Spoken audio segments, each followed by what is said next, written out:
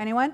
I don't think they're out to get me yet. Question, discussion? You're going to have to use the mic if you have a question because it's the only way to capture people's voices. Okay. I have a practical Thanks, Miguel. You mentioned a lot of resources that you have looked at and recommended. Is there any way we can write those down, like post them or something? Yeah, certainly. Yeah, because So, it's great. I'm more than happy to be able to, once I have my website up, I'll have some more Okay. information, but I'm more than happy to be able to write up some of the things that I know. In the caregiver guide, there's also in the back quite a lot of resources that you can be able to find. The other really good resource is if you connect with any of a community hospice agency, then they also can give you a lot. And the truth is that while there's specific resources for hospice palliative care, any of the old spiritual religions, any of those have already knowledge inside of themselves around death and dying and different rites and rituals and how to be with and how to care for and all those different things. So if you're looking for more what's in the mainstream, then I can certainly be able to give you some of the ones that I love. They'll be skewed by what I like to read about. Absolutely, and that's what I was looking for because you gave us a context and saying, you're talking about this, and it touched me, and you said, where you can find more information about that was, or this person said that. So I was really interested in those. I'm hoping that one of the things I'll be able to do is actually to write some of the stories and some of the experiences that I've had, because one of the real impact for me has been the stories. That's oftentimes for people who are with people who are dying. It's one of the best ways that you actually learn, is not from a book or from a theory, but actually being with. And it's very impactful. It's uncertain, but it's very impactful in that way. And those are the kinds of stories that I think are really great to be able to share. Those are the things that are meaningful, because they don't come from an intellectual perspective, but they come from the reality of what is. And those are really good. The other is that in North America, there's also a study, a field of study called thanatology. And so it's the field around all things related to death, dying, loss, and bereavement. Not only about physical death, but it's also looking at how do people in modern world construct worldviews around death and dying. What happens when you have a person who may have been raised with a certain religion and certain worldviews about death, afterlife, but what happens when they're exposed to a number of different cultures? What happens if they marry or get together with someone from a different culture? How does that really shape? How does the media, and I would say that right now the media has a very particular way of shaping how we look at death, very traumatic, as I said, but it can also allow us to be able to have other ways to be able to view death and dying. There are documentaries that are coming out that are looking at, the variety of different ways to be able to be with dying. So there's lots out there. So thanatology is rich with knowledge and information around all of those different things, from how we slaughter animals to the sacredness of the sacred and the sustainability of relationships after death. Anyone else? I would be interested in resources about palliative care and hospices for people that are actually alone. So there are many immigrants or people that maybe they come, it's true, and they lost one spouse, or they may have no children, or single people. What are the resources to support them when they are at the end of their days, so that they do not end up as wards of the state? And So I know again, I can only speak from my knowledge and what I have experienced, is that many of the community hospice agencies have visiting programs where they have volunteers who have training in how to hold a presence and be with folks that are dying, and will go and visit. So they'll volunteer and be able to visit with someone. I think we do the best that we can in our medical system to be able to provide the nursing care for someone who's alone, but it's becoming more and more apparent that there are what I like to call orphan seniors sometimes. And those are folks who are getting older, and they might have had somebody who they assigned as their substitute decision maker because they didn't have family. And all of a sudden, their friend has died or fallen ill, and now they don't have anyone. And so that's sometimes where we find ourselves in our society, is to be able to say, how are we going to care for folks when they don't have 7, 6 children? We are very nomadic and we move. Most of the areas that people live are in the big cities. Well, what happens to the folks that are out in the country? How do we care for them? How do we be with them when they're dying? How do we provide that kind of support? Because dying is not a medical condition, it's a social condition, and it requires social solutions. So one of the really interesting things is there's this movement to be able to encourage people to build compassionate communities. And so those are volunteer organizations, oftentimes will start as hospice community agencies, who have a different way of how to build compassion, how to interconnect housing, food, all of those different things. What are all of the different components outside of our medical system that can help support someone who might be alone, who might be isolated, who may not have any family, or maybe somebody who's new to the country and doesn't quite know the resources that they have.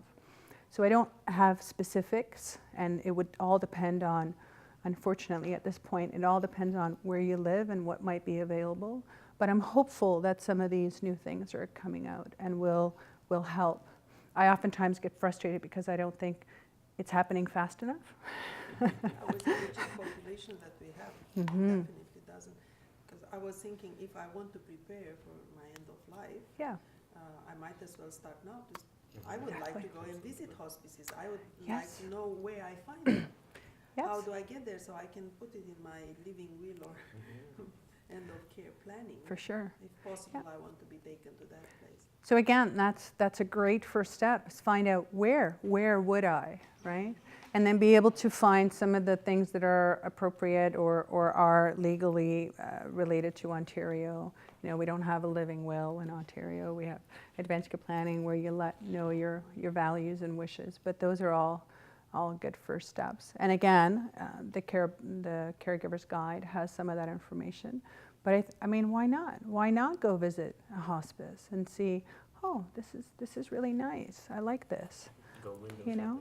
shopping. Yeah, a little bit. Is it a 3-star or 2-star? Yeah, I don't know. You know, there are some that are, you know, I had a friend who not too long ago died and was brought to a hospice, to a residential hospice. And part of it was because it was difficult. You know, we don't oftentimes ask people, where would you like to do your dying? And where do you want to die? And sometimes there was 2 different questions. And so my friend was dying at home and was going to die in a residential hospice. And it was a place that was very inclusive to all kinds of worldviews, to all kinds of religions. She was able to marry together that which is familiar to her family and to her partner, and that's something that was what she would consider her worldview. And was able to have very simple things, you know, realized in the last days of her life. And one of them was just to be able to be outside and feel the rain on her face. That's it. Very simple. I don't know if she would be able to have that if she was in a hospital. I hope so. You know, it's not always the place. Sometimes it's the people. You know, I'm not sure if it was Dr. Belford Mond, who was sort of the grandfather of palliative care in Canada. But one palliative care doctor once says, if the beauty cannot be in the space that you create, whether it be the room or the building, then you be the beauty. You bring in that. It's your attitude, your approach, how you hold the person in that time. Do you have any thoughts on how mortality salience or death awareness might lead to hedonism or consumerism? And related to that is, you know, the huge donations that the head of Microsoft and Facebook have made. My understanding is that has to do with wanting that sense of permanence because of an awareness of death. Mm-hmm. And I'm just wondering what the effects of that are, because that would just suggest that people who are rich have greater permanence. Mm-hmm. So I think with again, my perception, what I come to know, is there are things in our world that have a neutrality to them, right? Fire, water, wind. Those, some of those things are very neutral. It depends on humans as their will and their decision as to what they do with it. And I would say that birth and death are very similar in that. And what I mean is that we can hold death as a transition and as sacred and as the right of every single living thing to be able to honor it that way. Or in the choices that we make, we create enterprises around that.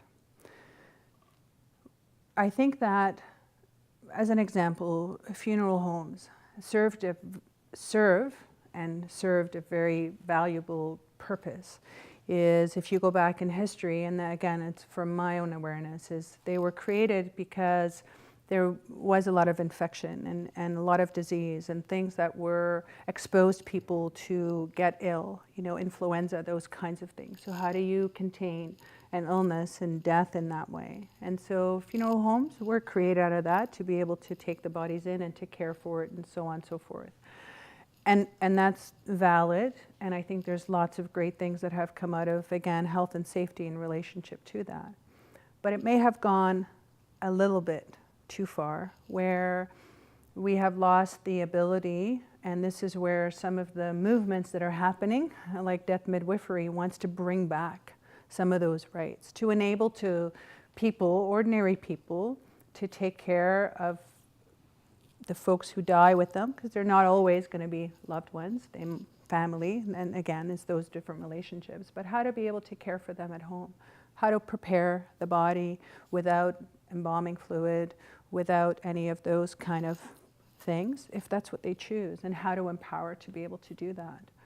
So we always have to be aware, right? And even I think, even for me, I need to be aware in my own desire to bring death education out, to not cross a line, to always invite people, to let them know. I mean, it is in the Association of Death Educators and Counselors that comes from the States, has scope of practice and have ethics.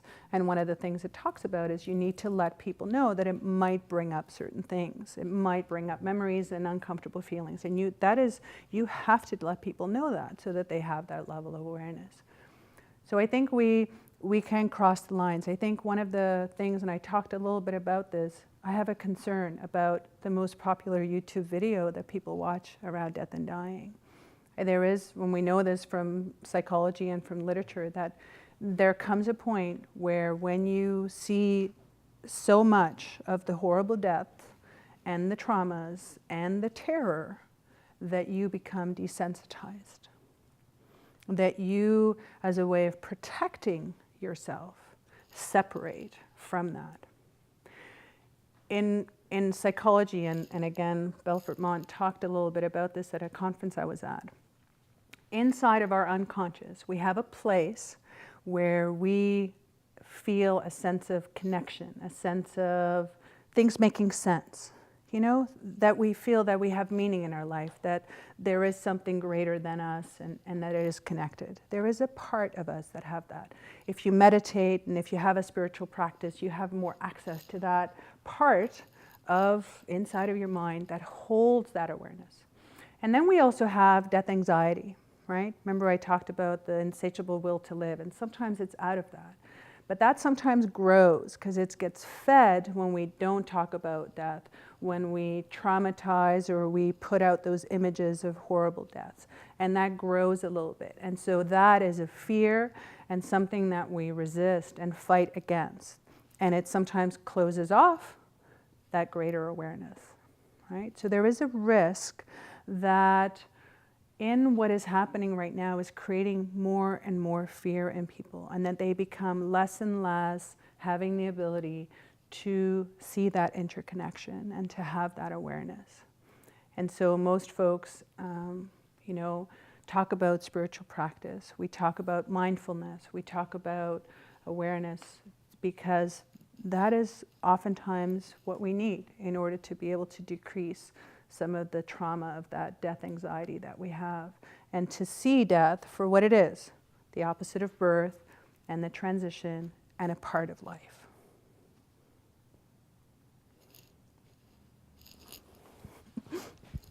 Thanks.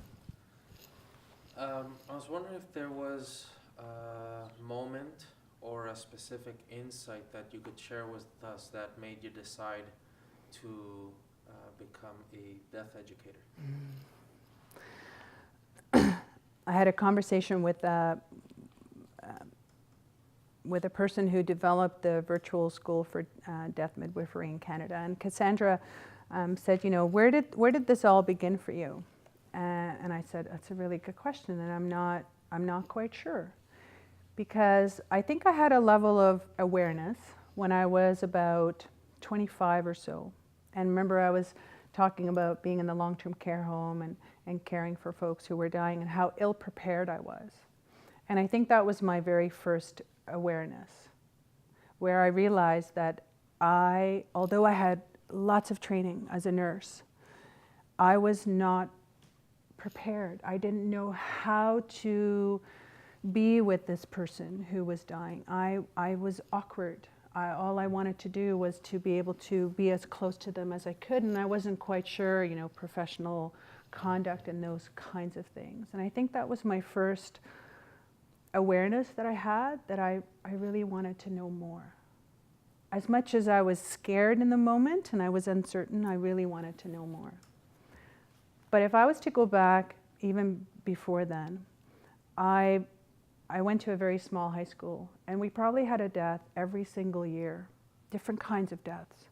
Our school was very small, and folks were really close. And there were kids who committed suicide. There were kids who died of accidents, you know, kids who drowned, teachers who died of AIDS-related illness. You know, that was present. I go back even further than that and remember when my grandmother died, and she was in another country, and we had a funeral service with a coffin. And I thought, but there's nobody in there. How do we do this? But still, it was important, but it was just, again, awkward. How do you do? I don't know. This doesn't make any sense to me. I have to touch them. It was one of the things that I also realized when one of my friends died in high school, and I didn't touch. I had a really hard time for probably a week realizing that she had actually died, that she wasn't there anymore. And then if I go back before that, you know, I had an aunt who died when I was about 3 or 4 or 6. You know, memory is an interesting thing. And she gave me a stuffed toy, a little dog. And you know, I immigrated to Canada when I was 10, and it was one of the sacred things that I took with me. It was very important that I take this thing with me. That little stuffed dog is very old. I'm not going to tell you how old it is, but it's very old. And it's still in my office, because there's something about that.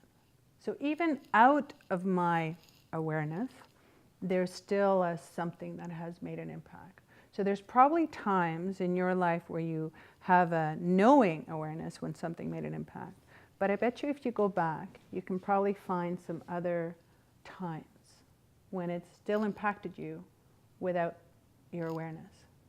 Remember I said my mother's first child, Alexander, was born, and he died 3 days after.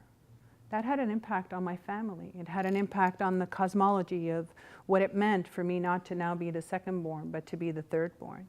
It had an impact on my mother, so much so that she actually didn't have a chance to go through the whole process of grief and continue her grieving until maybe 30 years after. Because back then, women were usually told, you're young, you can have another child. And she did, a year and a day. And that had an impact on my brother without even his awareness. It's probably more than what you asked for, but.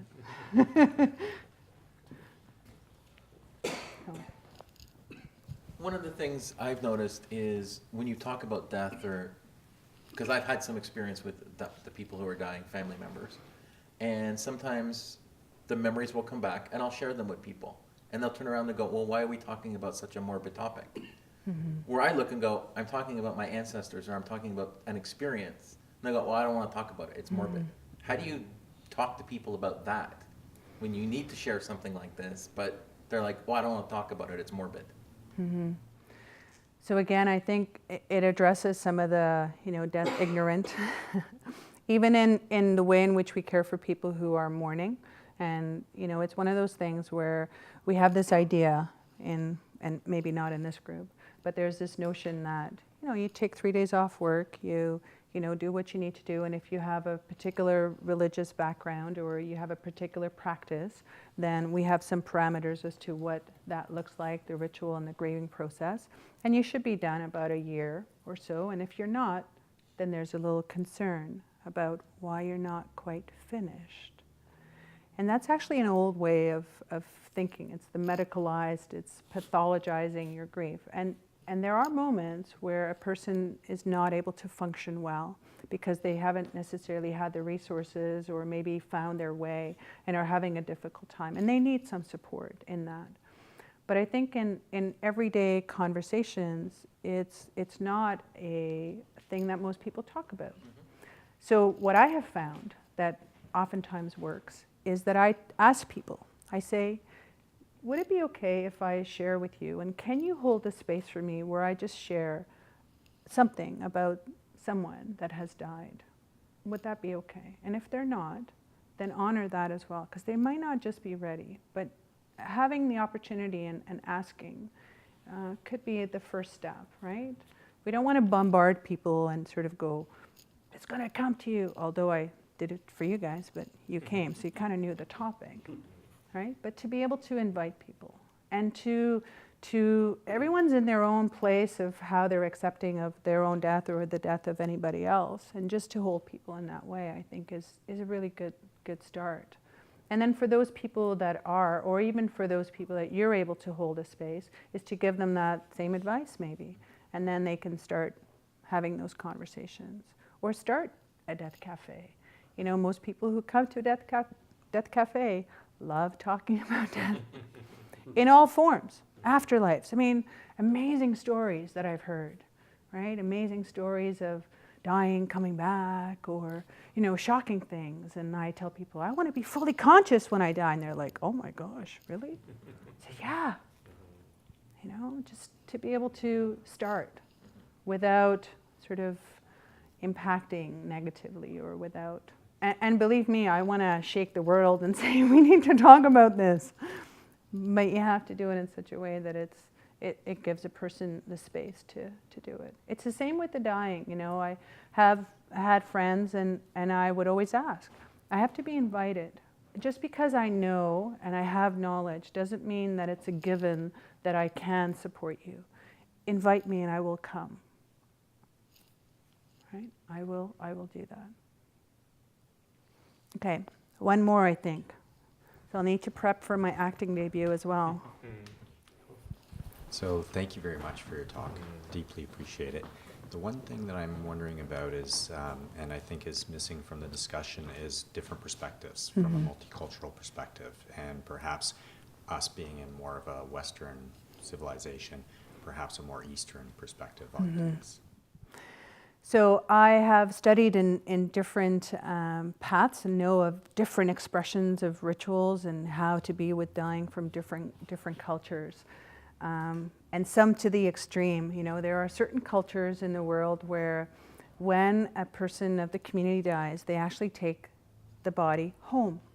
They wash them every day and they dress them and they form a relationship with them within their dead physical form for sometimes up to a year, up to a time when the community has an opportunity to be, and the family has an opportunity to engage in a ceremony where they actually elevate the person to the ancestor shrine.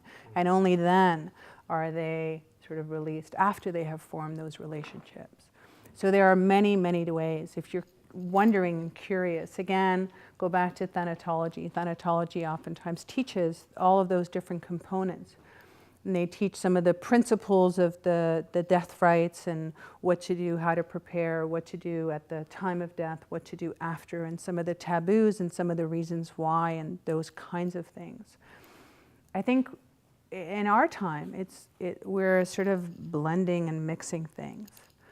One of my research papers that I did when I was doing my master's was, I asked the question, how do folks who come from Sikh and Hindu communities, how do they create ritual around the death and dying when they don't have the Ganges and they don't have the fire pyre? How do they do that? You know, it's a very different physical manifestation. How can they potentially be able to do that in the Western world? And that would be part of my question as well, is how to integrate that into our Western society and the systems that we already have. And there were communities that I did interviews with, and that I, went to a funeral and was there. And they have the ability to be able to be adapt, that they can still enable the eldest son to be able to press the fire of the retort that enables the fire to start where they have in the crematorium, where they have that ability to do that. That we as humans have an ability through our imagination and our curiosities to still hold the fundamentals of that ritual and create it. There are again, my understanding and my perception is that all rituals and traditions might have a line of thread to the time where it began, but they all shape and shift, and there have been times through history that certain knowledge was taken underground, protected, because it wasn't the right time. And then at another time merged out where more people, even the people who didn't have the original knowledge, were able to gain that knowledge. That's very much of what's happened with the East influence coming into the West. And I would say maybe it's a way to be able to balance the two. We're not just all about the physical. There is a spirit component that needs to come from very much of what the East has brought. There is a component that comes from the First Nations people, which is all about heart and about feeling and about wounding and about how to heal. You talk about histories. And there are those components that come from the North, from the Celtics and from the celebrations from science and philosophies and all of those things that can come into the center and be able to create the milieu of where we are. So you can have a death and dying ritual that honors somebody who has the Jewish traditions and holds Shiva, and at the same time they are burning smudge and offering song and using the drum. And it's quite beautiful when that happens, when you bring all those things together. And I think more than, again, it's my opinion, more than anything else, death and dying ritual have that ability to be able to blend those things together, because all traditions, even atheists, have a way that they are with death that can be brought together. I can provide a space for someone who doesn't believe in an afterlife. Of course I can. In their human experience, in me holding a space for them to tell their story of their human experience, to hold that. Because for them, there isn't anything after that. Okay. And I don't even know if there is anything after that. I don't know. But I'm going to be here and do what I can while I'm here. And if there's anything after that, great. Maybe I'll do more stuff there. I don't know. Maybe the welcome there of all the people that come in. I don't know. Come on. Okay, well, thank you so Thank you. One very quick last question. What's a death cafe? Oh. I don't know. So a death cafe that actually started, I believe, in Britain, in the UK, and I can tell you more information. I don't have it on my forefront, but it is really about an informal way of gathering people together and just talking about death, just really allowing natural conversation. So whether it's at a dinner party that you have and you say, you know what, come on over, we're going to have some Thai food and talk about death, or whether it's people having cake and coffee and tea. I think the intent is to normalize death, to be able to bring it back into everyday conversation so that people are not in denial or ignorant to the fact that It's here. I don't want to talk about it, it's more. There actually is a Facebook group called the Death Cafe. Yep. Okay, It's actually very. Thank you. Thank you. Thank you. thank you. Yay. Awesome.